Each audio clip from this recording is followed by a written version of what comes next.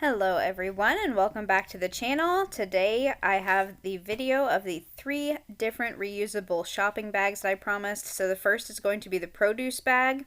We're going to start with 4 strips of cotton. This is just a fat quarter and 2 strips of fusible interfacing.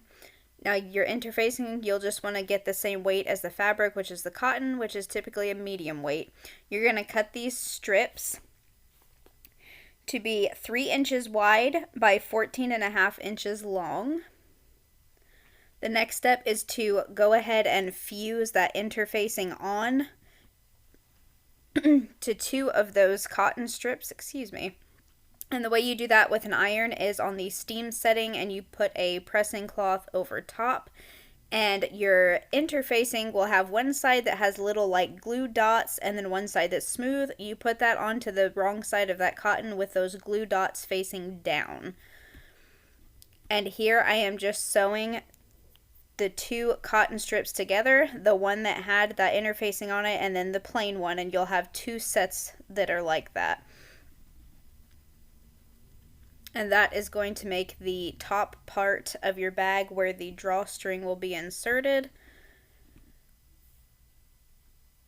This is a buttonhole foot if you have never used one on your machine. So what you do is the very back of that opens up, and whatever size button you would sew onto your fabric, you would actually put in to that little opening. And that is what opens the front of the foot to the size that you need for the button.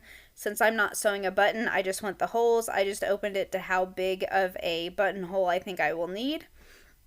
And then your machine will have this little arm that comes down in the back, and that little square logo is the same logo that is on the sewing machine that indicates the buttonhole stitches. And that little arm goes between the 2 little pegs that are on that buttonhole foot. Now the one thing to remember when you're sewing a buttonhole, here I've marked where I want mine to be, is that your machine sews the buttonholes backwards. So they start at the bottom and then your machine runs backwards and sews from the bottom up to the top of where you want that buttonhole to be. So when you mark a buttonhole onto a garment or like onto this project, you want to mark where the very bottom of that buttonhole will be, not the top of it, because your machine is going to sew backwards.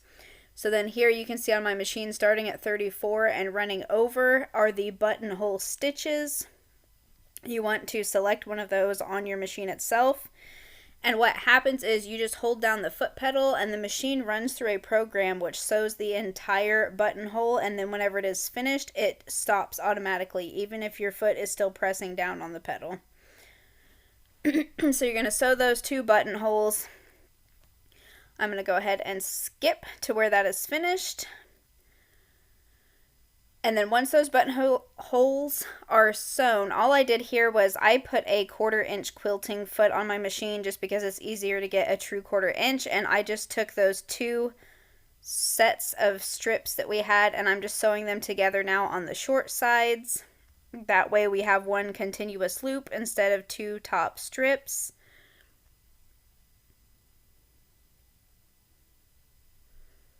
And once those buttonholes are sewn, you just take a seam ripper and you just rip out the very center. You'll see the thread will be around, of course, in the little circle shape, and you just take your seam ripper right in the center of that to open up the hole. So this is a piece of stiff netting now for the main bag. This piece was 24.5 inches long by 14.5 inches wide, and all I did was fold it in half so that the 2 short ends were touching at the top. So it ends up coming out to be like 12 inches long in the end with it folded over. And all I did is I'm going to take the 2 sides now and fold them over, and I am sewing with a zigzag stitch. And you will see the foot that I put on my machine is a plastic open-toed foot. I did this because the end of this foot is angled upwards, so it's harder for the netting to get caught on it sometimes on the regular foot that comes on my machine. the little toe part will actually go into those holes in that netting and it'll get caught and it's just a pain, but you can still sew with a regular foot. I just have this set of, I think, 32 or 52 different presser feet, so I make use of them whenever I can. And I used an orange thread for this just because it tied back into the orange color that was in the fabric that I used for the top strips. And that fat quarter that I used for the top of this bag actually came from, I believe, Walmart last year. They had some on sale. But there you can see that little zigzag stitch is going to hold that netting together. And then I'm just going up the other side too and leaving, of course, the top open. So there you can see those buttonholes where I had cut out the middle. So the next step is going to be to fold under the raw edges on that strip on the top and bottom part. And I'm just folding them over about 1/8 to 1/4 of an inch just so the raw edges aren't exposed. Then once those are folded, you are going to fold the strips themselves in half and you are going to put the top of that net bag up inside of them so that it is enclosed, and you can see that there on the machine. I just put the net part in there, so then you have that top band goes all the way around the inside and outside. And for sewing this, I'm just using a regular straight stitch. I'm not doing a zigzag stitch to put this top on. And now if you have a double needle for your machine, you can use a double needle to sew this. I'm just sewing 2 lines next to each other with my single needle. And the reason I did the 2 different lines of stitching was just to make sure that it caught enough of the netting that if I put something heavy like apples or a giant bunch of bananas in it, it was not going to pull that netting out or rip it.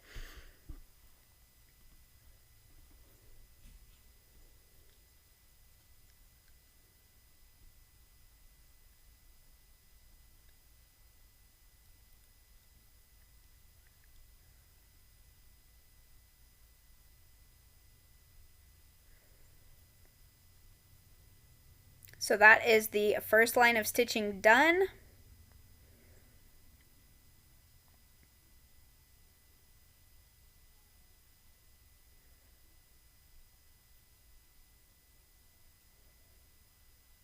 And then here I just went back and I went right below that line of stitching, closer to the edge of the fabric. And I put in that second row of stitching just to make sure that it had enough hold and would be strong enough.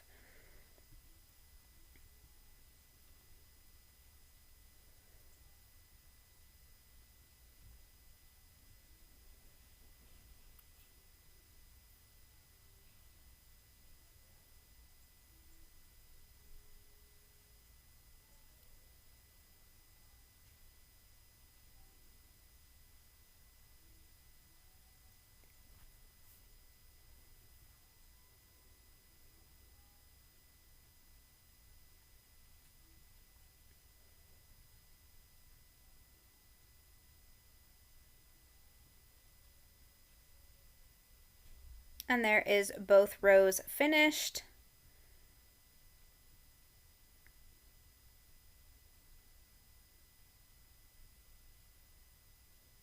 So now all I did was I fed my drawstring through, which I just used. I got a pack of shoestrings from Dollar Tree that had like 6 shoestrings in it. I just fed that shoestring through. I used a tube turner tool, but you could do it by hand, or you can get what's called a bodkin, which looks like a pair of tweezers that has a clasp. And then I just put this little stopper on. I found these at Hobby Lobby on the clearance aisle for 99 cents for a pack of like 10 of those little plastic string stoppers, but you don't have to have those. You could just tie the strings in a bow if you want. That's just something that I did, but that is what the inside and outside of your little bag looks like. Nice, breathable little reusable produce bag. So there is the finished product. Super easy and pretty cheap. Now for this next bag, this is a tote bag. I am using just a regular, like a quilting cotton for this, but I also got some PUL material, food safe PUL, on sale, and I am using that to line my tote bag. You do not have to line yours. You can just cut these pieces out of cotton and be good to go. I just decided to use the PUL to line it. So on this bag, for the front and back, you're going to need two pieces that are 13.5 inches wide by 15.5 inches long. You are going to need a long strip of fabric, which is going to go down the sides of the bag and the bottom, and it is going to be 6.5 inches wide by 45 inches long. And then you're going to need two strips for handles, which are going to be 3.5 inches wide by 20.5 inches long. So we're starting with that handle, and I'm just folding this with the right sides together, and I am stitching. Again, I use a 1/4 inch seam on all of these bags just to make it easy. So 1/4 inch seam, I'm just going to stitch right along to make my handle. And if you wanted these handles to be a little bit stronger, you could put some stabilizer inside of them, or you could use a little bit heavier of a material.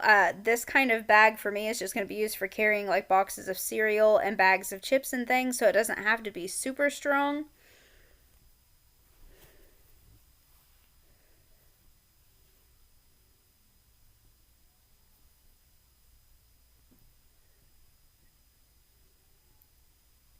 So here is that tube turner tool. And all you do is you just shove it through the tube. That little hook grabs the end of your material, and then you literally just pull it through, and it turns your little strips of material right side out. Now, for all of my pieces that I'm using lining on, I'm going to go ahead and sew that lining, and that PUL stands for polyurethane laminate material. It's used for making reusable sandwich bags, cloth baby diapers, and period pads, and all kinds of things. And it is washer and dryer safe. So all I did for putting that lining onto mine was I sewed around 3 of the sides, and then to get those nice crisp corners, you want to just snip the very tip of the corners off. And then whenever you flip this right side out, you'll get a nice square corner. It won't be rounded off.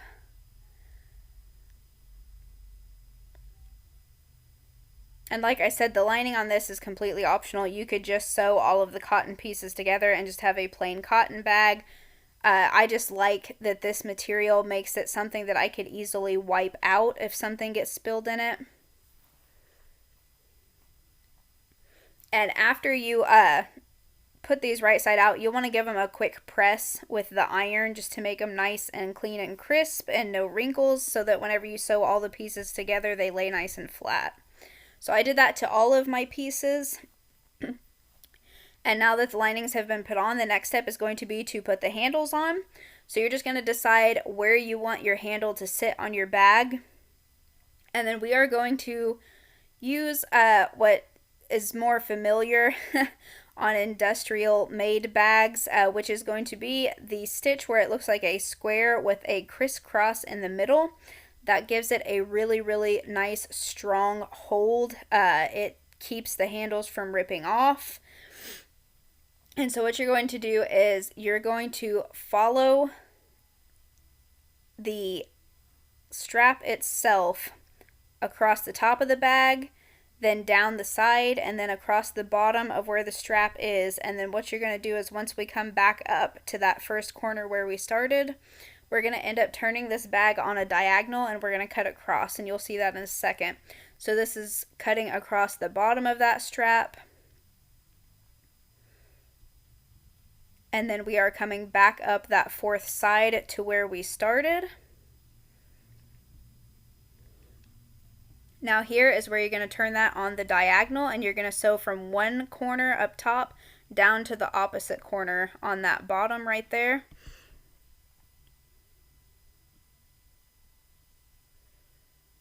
Then we're going to rotate again. We're going to sew back across the bottom. And then when we reach that corner, that is going to be the opposite corner from where we were. We're going to turn back on the diagonal again, and then we're going to cut from that bottom corner up across to the opposite top corner. That's going to create that X in the very middle. And I went over this twice just to make sure that it had good strong stitching and I didn't have to worry about these handles ripping. So this is after my 2 rows of stitching. This is what it will look like. Very familiar if you buy bags from the store. This is usually what's put on them, especially tote bags. That's what it looks like from the back.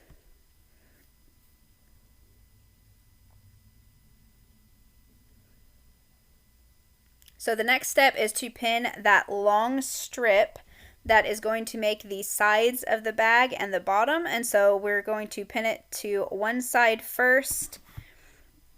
And I just want to show you real quick, when you get to your corners so that they're not rounded off, you're going to sew this down straight to the corner. And then once you come to that corner, you will lift up the presser foot on your machine. And then you're going to fold that back over on itself, like so. And then match, of course, up on the bottom, which I'll show you in a second. You get a lovely view of my table. So that is what it will look like. You'll match it, of course, onto the bottom there, but you'll sew to the corner, lift your presser foot, fold that over on itself and match it up to the bottom, and then put your presser foot back down and sew the rest of the way, and that will give you a nice clean corner on your bags. And then you're just going to do the same thing to the other side. And this is the bag once it's finished. And I know the dimensions don't seem very big, but this is everything that I was able to fit in it.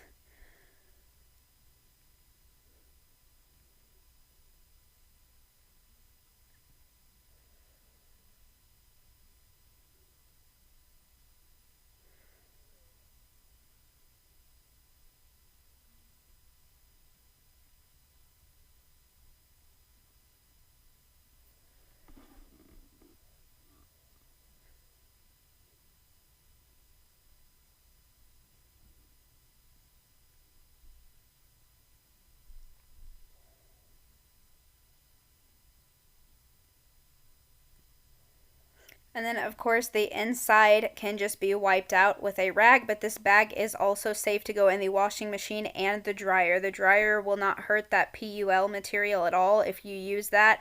It actually, if it gets warm enough, will mold the little holes that have been poked into that PUL by the needle, and it will actually seal them back up to make something waterproof. And it is still a nice, soft, pliable bag. It can be rolled up. And for the third bag, this is a cooler bag. So for this, I used a really nice soft canvas that I found at Hobby Lobby. And then, of course, I have that reflective liner, which is like thermo liner or whatever. And then I have a layer of a cotton batting that I put in between. So for the straps on this one, because it's going to be carrying milk and stuff, I did go ahead and put some fusible stabilizer on the back, and then we're going to make these handles the same exact way as we did before. So the measurements on these, your handle pieces are going to be 4.5 inches wide by 13.5 inches long. Your front and your back pieces are going to be 12.5 inches wide by 13.5 inches long, and then I just rounded off the corners. And then your long strip, which is going to be your sides and your bottom, is 8.5 inches wide by 46.5 inches long. Now here on this piece, you are seeing those 3 layers. So I have that reflective material on the very inside, a layer of cotton batting, and then I have my canvas for the outside. And I just sewed all 3 of those layers together. You can get that foil liner where it is sold already sewn or quilted to some cotton batting. I just bought mine in a little pack where it was on its own. So once all of my pieces have had those 3 layers sewn together, the next step is to take and you're going to sew the ends of that long strip that makes the sides and the back. So instead of being one long strip, it's going to be a loop. You're just going to sew it together again with a 1/4 inch seam, and then we are going to pin it, of course, right sides together onto the front or the back, whichever side you want to start with, but we're only sewing one side to start with because we are going to put in this zipper, and it's easier to do if only one side is attached. So what I have done here is I have a chalk marker. I measured and marked where this zipper is going to go. And you can see those blue markings there. And it's easier, like I said, with that one side still being open. It's easier to manipulate the bag and get it over your sewing machine to get that zipper in. So we're just going to cut that line, and you want to cut through all layers of your fabric. But we are just going to cut from the bottom all the way to the top. And to get a nice square on the very ends of that zipper, you can cut like a little V shape at the very end of those lines and fold that V under, and it will give you a nice squared off end for the top and bottom of that zipper. Otherwise, you can just cut the straight line. It will just make like a little V shape at the ends of the zipper instead of a square. So I've got that all cut out, and what you're going to do is you're just going to turn under those raw edges of material, again, a 1/4 inch, and then you are going to pin that zipper in place with those raw edges folded under. And here you can see that is done, and then you want to open that zipper. So there it is all pinned, and I have it opened. Now this is a zipper foot. If you haven't used one, you can see it has a little bar in the middle, and then it has those openings on either side. That is so that you can sew up either side of the zipper. You set the needle on your machine using your width adjustment. You can see it being moved there, and you want it to come down right in that little opening behind the foot. You don't want it too far to the side or the inside where it's going to be hitting the foot, or the foot is going to be way far away from it. So what you do is you put that little metal plate of the foot right up against the zipper itself, and then that needle, of course, comes in right behind it so it doesn't hit the zipper. And that is how you guide that zipper foot to sew your zipper in. So all you're going to do is sew all the way around. So up one side, then of course you turn your fabric, sew across the end, and then sew the other side of the zipper. And the last step after that is just to pin on the other side of the bag. So the front or the back, whichever you started with, you're going to pin the other one on the same way you did the first one. Sew it, and then flip the bag right side out, leaving that zipper open whenever you sew the side on because it's easier to flip it right side out. And this is what it will look like when it's finished. This is everything that I was able to fit in here. Again, the dimensions don't seem very big, but they hold a lot. Gallon of ice cream, and please ignore my half-used gallon of milk. I just grabbed things from around my house to show what this would show. I did not definitely buy a half-full gallon of milk from the store. If you enjoyed this video, please give it a thumbs up. Also, consider subscribing if you haven't already and enjoy our content. And if you'd like to support monetarily, you can donate to my Buy Me a Coffee page. Link is in the description.